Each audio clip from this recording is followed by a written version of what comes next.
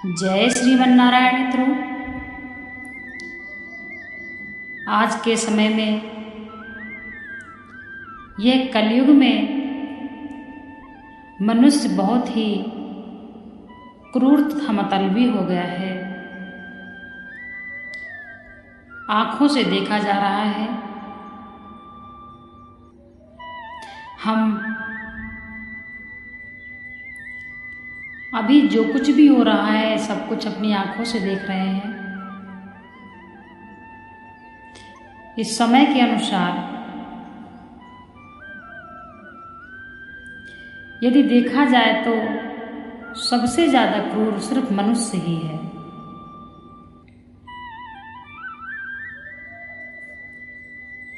मनुष्य इतना क्रूर हो गया है कि अपनी स्वाद के लिए एक भगवान की बनाई हुई शरीर को भी काट काट के खाने लग गया है। इससे ज्यादा और क्रूर क्या हो सकता है।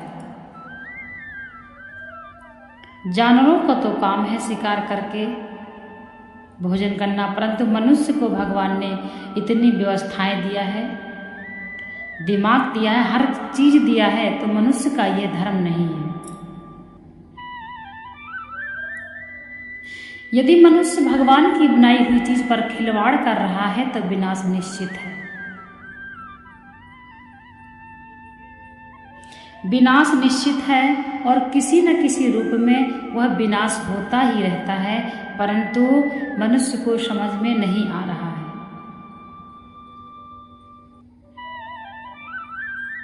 आज के समय में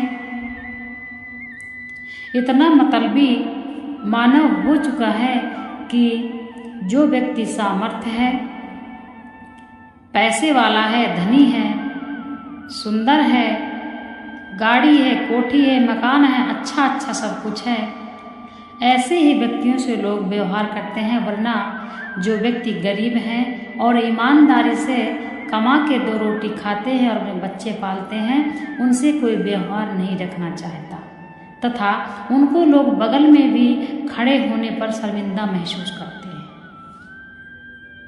यह आज का युग है। श्रीमद्भागवत गीता में बताया गया है, हर मनुष्य को कोई न कोई फायदा हर मनुष्य से रहता है। यदि मनुष्य कहता है वह गरीब है, मुझे क्या दे सकता है, उससे मुझे व्यवहार करके कोई लाभ नहीं है, तो हम कहते हैं किसी से किसी को कोई फायदा नहीं है, लेकिन सबको सबसे बड़ा फायदा है, जो कि वही है रियल। और रियल फायदा क्या है? सबको सबसे राम राम का फायदा है। चाहे कोई व्यक्ति गरीब हो, चाहे कोई व्यक्ति अमीर हो, यदि वह आपस में राम राम करते हैं तो 108 राम हो जाता है। इससे बड़ा फायदा कुछ नहीं है। धन महल गाड़ी सब यहीं पड़ा रह जाएगा और साथ जाएगा तो हमारा राम। इसलिए ये भावना बहुत ही गलत है। हम तो गरीबों से ही व्यवहार रखते हैं। हम स्वयं गरीब हैं, क्योंकि ये धन पैसा रुपया कुछ भी नहीं है और ना ये हमारा है। जिस घर में हम आज बैठे हैं और जो कुछ भी हमारे पास है वो कुछ भी हमारा नहीं है। यह सब ईश्वर का है। इसलिए हमारा सिर्फ क्या है? सिर्फ ईश्वर का नाम जप। जितना हमने भगवान का नाम का जप किया है, जितने हमने अच्छे पुण्य के कार्य किए हैं, वह सब हमारे हैं, और जितना हमने पाप कर्म किया है वह सब भी हमारा है। और यह सब कुछ हमारे हाथ से एक दिन छीन लिया जाएगा। संपत्ति 100 साल में अपना मालिक स्वयं बदल लेती है। अब 100 साल जीता कौन है? यदि कोई जीता भी है तो लड़के बच्चे बुढ़ापे में अंगूठा लगवा के अपने नाम जीते जी उसको मार देते हैं। कहने का मतलब है कि जब बच्चे सयाने हो जाते हैं, शादी विवाह हो जाता है, घर में जब लड़ाई झगड़ा होने लगता है तो माता पिता पर दबाव आता है, सबका अलग अलग बंटवारा हो जाता है, हिस्सा माँ बाप दे देते हैं दया करके, बाद में माँ बाप सिर्फ बन जाते हैं नौकर।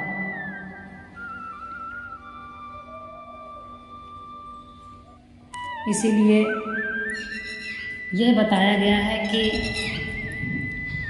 आज के समय में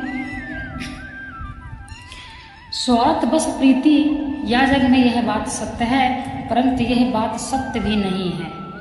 यह कहावत है, लेकिन हमको इस कहावत को नहीं मानना है।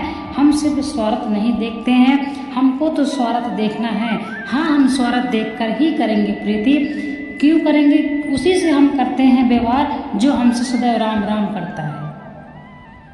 हमारे जितने भी मित्र हैं, जितने भी हमारे संबंधी हैं, सब हमसे राधे राधे राम राम करते हैं और हमको बड़ा ही सुकून मिलता है जब हमसे कोई राम राम करता है। इसलिए हमारे जितने भी फेसबुक में हर जगह फ्रेंड्स है, सब हमसे राम राम करते हैं, हम उन्हीं से व्यवहार करते हैं। हम भी स्वार्थ से ही प्रीति करते हैं, परंतु हमको राम राम का स्वार्थ सबसे चाहिए।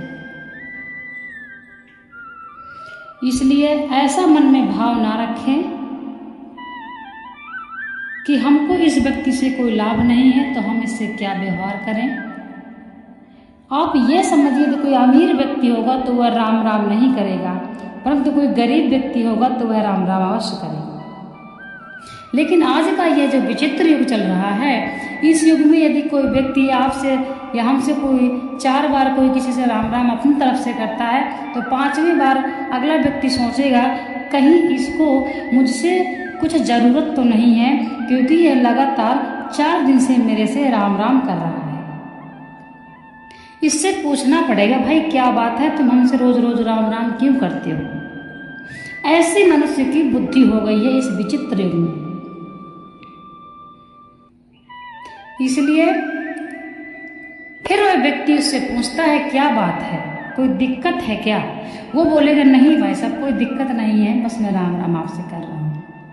फिर वह बोलेगा अगर कोई दिक्कत नहीं है तो फिर आप हमसे राम राम क्यों करते हैं रोज? बताओ क्या बात है, बताओ क्यों करते हो राम राम?